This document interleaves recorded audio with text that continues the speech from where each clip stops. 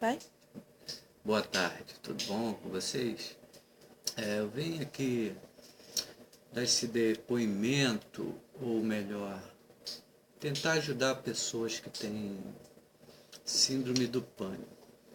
Síndrome do pânico, eu tive a síndrome do pânico, me lembro que eu tinha uns 16 anos. Fui tomar uma injeção de gripe, eu não tinha medo de injeção, de nada. Aí o meu pai na época falou, toma uma injeção que é bom a gripe, não sei o que. Eu fui, como sempre, fui na farmácia, aí o cara começou a aplicar a injeção, tranquilo, aquela dor de agulha, não tinha medo nenhum. Aí daqui a pouco me deu uma reação alérgica, que eu não sabia, ao cânfora, e eu comecei, a minha pressão começou a subir, e eu tive uma sensação de que realmente eu ia morrer ali na hora, ou seja, a pressão subiu tanto que eu ficava escutando a bateção do coração no ouvido, tum, tum, tum, tum, tum. Eu comecei, não me lembro direito o que aconteceu, só me lembro do farmacêutico gritar, o próprio cara que estava me aplicando a injeção ficou tão apavorado com aquilo que ele arrumaram leite, jogaram leite na minha boca na época, não sei o que. Conclusão, eu consegui sair daquela situação, ele me aplicou uma outra injeção para cortar o efeito, mas eu fiquei tão abalado que eu me lembro que eu fui parar no hospital com esse problema que eu tive da reação. Aí o médico perguntou o que eu tive, eu expliquei, tomei a injeção, não sei o que, eu estava ainda muito apavorado com aquela situação. Aí ele falou, meu filho, se você não morreu na hora, você não ilumina bem, você não vai morrer agora. Tu tinha que morrer era naquela hora, não conseguiu morrer, não vai morrer mais dessa situação. Aí, tudo bem, eu falei, beleza, não sei o que. Aí fui para casa. Conclusão, aquilo foi o gatilho para me ter a síndrome do pânico, que eu nem sabia o que era isso. Nunca tive isso, nunca tinha ouvido falar disso.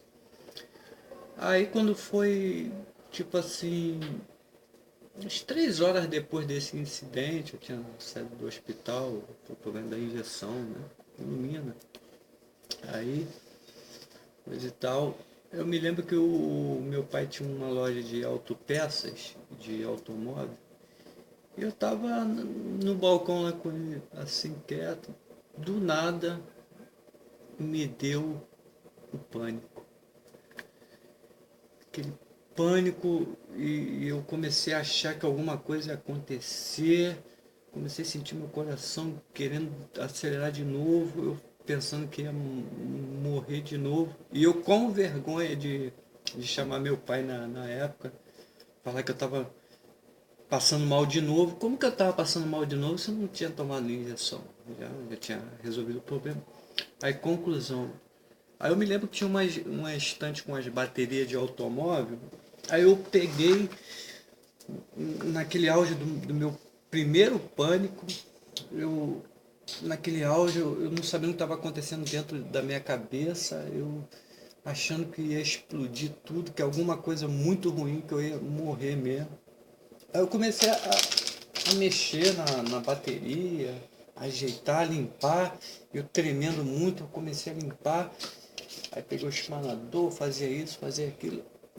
Aí eu notei que quando eu comecei a fazer essas coisas, limpar, arrumar assim, foi me dando um alívio praticamente que instantâneo.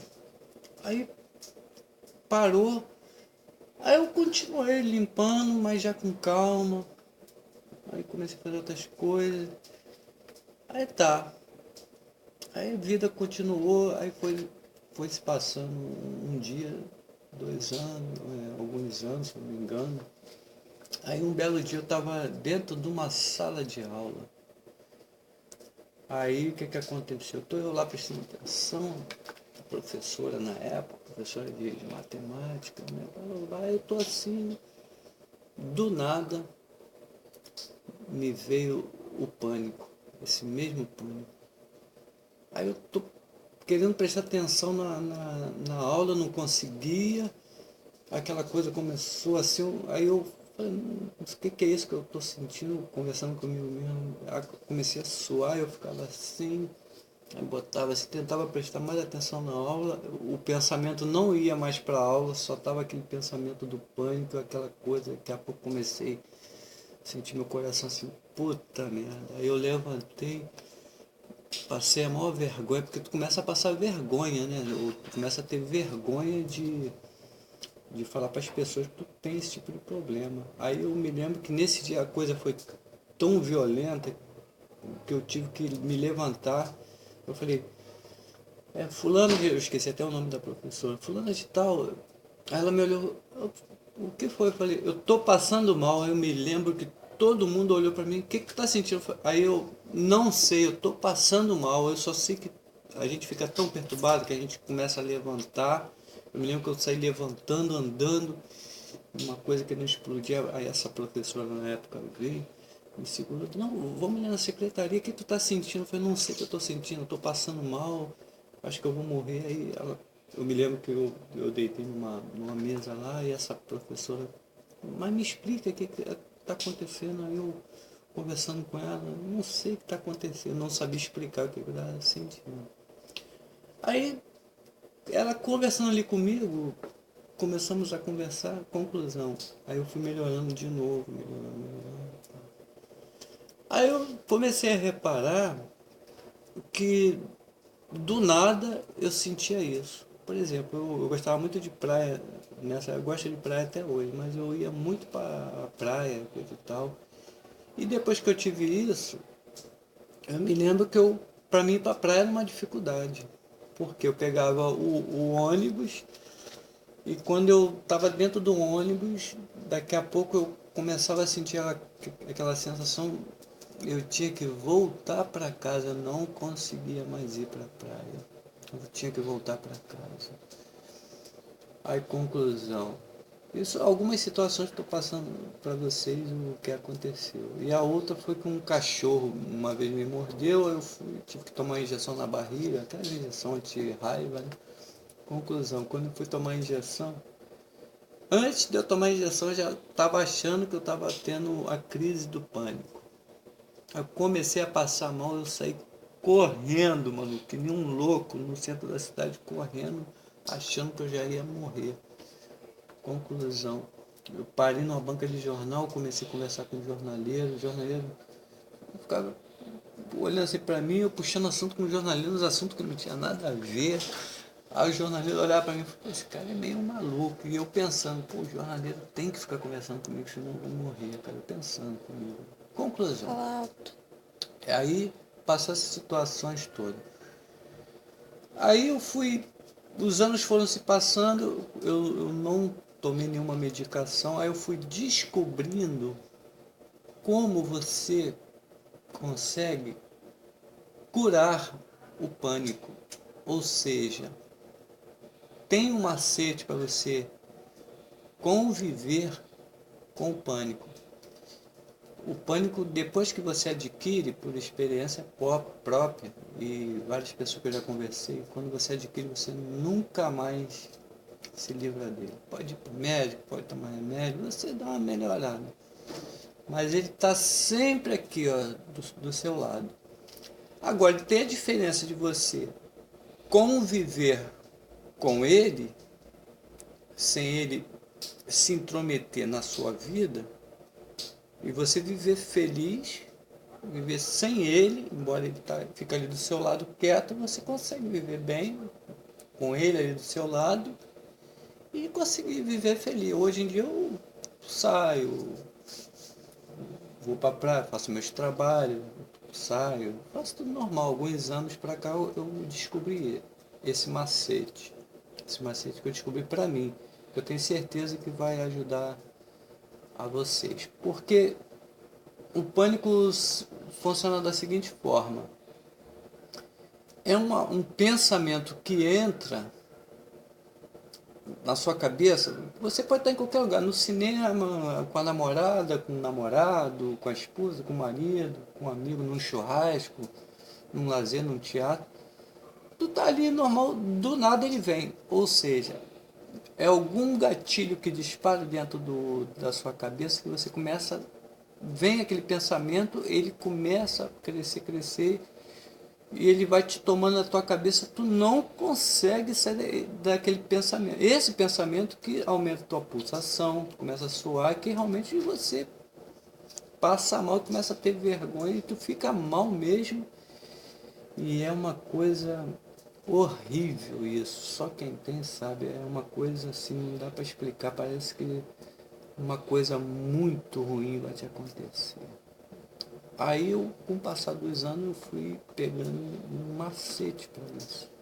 Esse macete é o seguinte. Por exemplo, tu tá no meio da rua.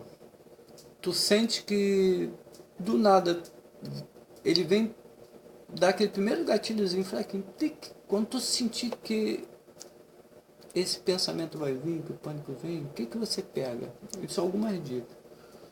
Tu pega... Cadê o telefone? Ah, tá aqui. Faz de conta que isso é um celular. Tá? Tu tem celular, hoje em dia todo mundo tem. Tu tá assim, sozinho. Deu algum problema, o que que tu faz? Pega o celular e liga para um filho, para um colega, para um amigo. Aí tu... Ô fulano, vem cá, tu sabe me dizer se amanhã, essa semana tem feriado? Aí a pessoa vai falar, pô, feriado tá mal, que pergunta é essa? Aí tu começa a fazer umas perguntas, começa a conversar qualquer coisa. Esse ato de você ligar para alguém, conversar com alguém, ele puxa aquele teu pensamento que está querendo entrar, mas é rapidinho, é praticamente na hora, ele sai.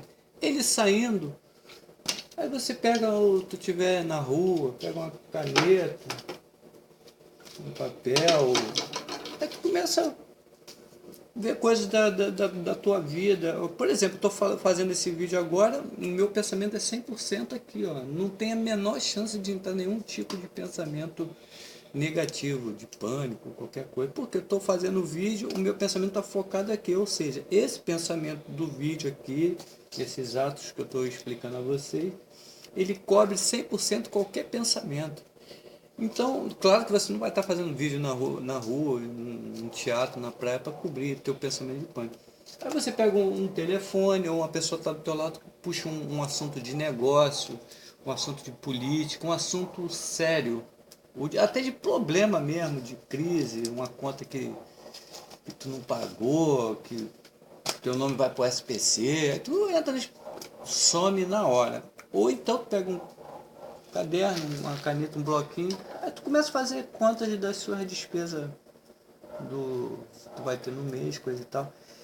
Esses tipos de pensamentos, de problemas, entre aspas, você diariamente você conviver com problemas de contas, de política ou qualquer coisa, ele vai substituindo o pensamento negativo. Ou seja, você consegue atravessar uma ponte, a ponte é o pânico. Você atravessa essa ponte, em vez de você atravessar essa ponte sem um casaco, um lugar frio, você vai atravessar essa ponte com o casaco, ou seja, você atravessa porque tem que atravessar, mas protegido. Então o que, que vai te acontecer? Você consegue atravessar essa ponte não sentindo frio, com conforto, ou seja, você não vai sentir o frio nem o mal-estar, porque você botou um casaco. O que, que você prefere? Atravessar essa ponte num lugar gelado sem casaco ou você atravessar a ponte com casaco? Claro que com casaco. Você bota o casaco, atravessa a ponte com frio. Vai estar frio? Vai. Mas você não vai sentir o frio. O pânico é a mesma coisa. O pânico você vai conviver com ele? Vai. Mas se você constantemente se exercitar a substituir esse pensamento por um outro pensamento, na hora, você começa a treinar isso. Quando você vê, você fica curado mesmo. No meu caso, eu praticamente não tenho mais. De vez em quando, uma vez ou outra, ele ameaça vir, eu pego um telefone, umas contas. Que merda, tem que pagar. Simplesmente. Aí eu posso falar que eu me curei através desse macete. Você substituir o pensamento ruim por um outro, ou ele ocupar esse pensamento ruim. Com afazeres, conforme eu falei no início do vídeo, com o meu primeiro pânico, eu comecei a abanar uma prateleira, limpar umas coisas lá. Aquilo foi uma coisa que eu não sabia que ia me curar. Hoje em dia eu não tenho mais nada, graças a Deus. Espero ter colaborado com vocês e de coração. É muito difícil, só quem tem entende isso. Fique com Deus e espero ter ajudado o máximo a vocês, queridos e queridas amigos. Um abraço.